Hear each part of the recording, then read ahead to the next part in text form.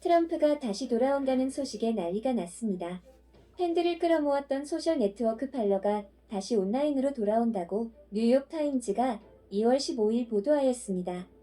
인터넷에서 사라지기 전에 수백만 명의 트럼프 지지자들을 끌어모았던 소셜 네트워크인 팔러는 의사당 폭동 당시 아마존을 비롯한 거대 기술 기업들이 폭력 사태에 대한 요구를 들어주었다는 이유로 회사를 중단시킨 지 한 달 만에 다시 온라인에 접속한 것이죠.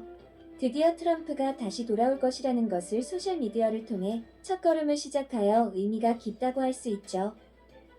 팔러는 거대 기술 기업들로부터 냉대를 받는 것은 인터넷 개방에 대한 테스트 사례일 뿐 아니라 그들이 검열당하고 있다고 불평하는 보수주의자들에게 도리어 명성이 되었습니다.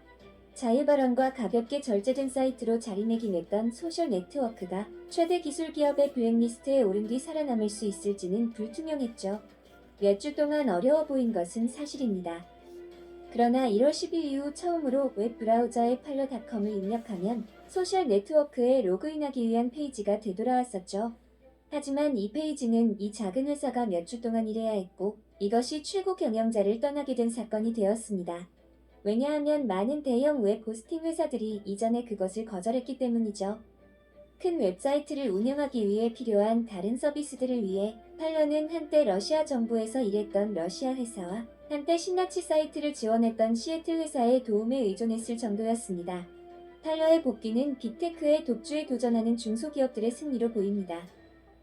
이 회사는 컴퓨터 서버에서 팔러의 웹사이트 호스팅을 중단한 아마존과 앱스토어에서 팔러의 모바일 앱을 제거한 애플과 구글과 같은 회사의 힘에 대해 곤욕을 치렀죠.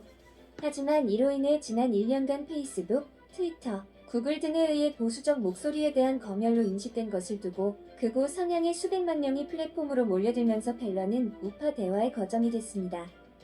팔러는 오프라인으로 전환했을 때 1,500만 명 이상의 사용자를 보유하고 있습니다.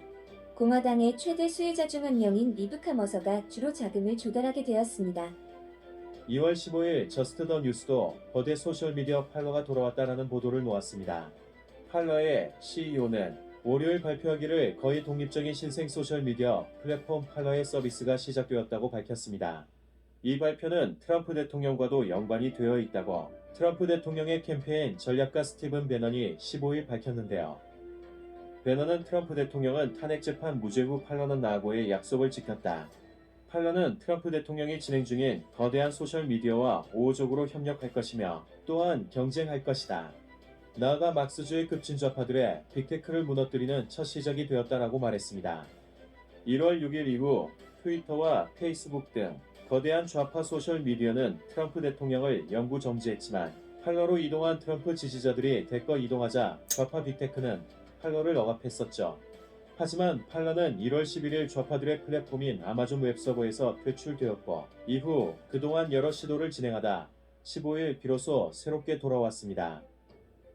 팔러의 임시 CEO 마크 맥클린은 저스트 더 뉴스와의 인터뷰에서 팔러의 2천만 명의 사용자는 월요일부터 이전 앱을 통해 로그인을 사용할 수 있으며 우리는 완전히 새로운 기술과 공개할 수 없는 비밀 서버 호스팅에서 급진좌파 빅테크와 당당하게 경쟁하겠다라고 밝혔습니다. 맥클린은 인터뷰에서 우리는 좌파들의 빅테크 플랫폼에서 벗어났기 때문에 사용자들이 현재와 미래에 대해 안전하고 검열 없이 사용할 수 있을 것이라고 말했습니다. 우리가 알아야 할 사실은 팔러는 트럼프 대통령이 소셜미디어가 좌파 빅테크에 의해 정지되었을 때 사용자 규모가 800%까지 치솟았던 적이 있습니다. 그동안 빅테크에 의해 여러 가지 제약이 많았지만 보수우파의 소셜미디어 팔러가 다시 시작함에 트럼프와 함께 날개 역할을 할 것을 기대합니다. 트럼프가 다시 돌아올 것이다 라는 발언이 실현되는 첫 발걸음이라고 할 수 있겠습니다.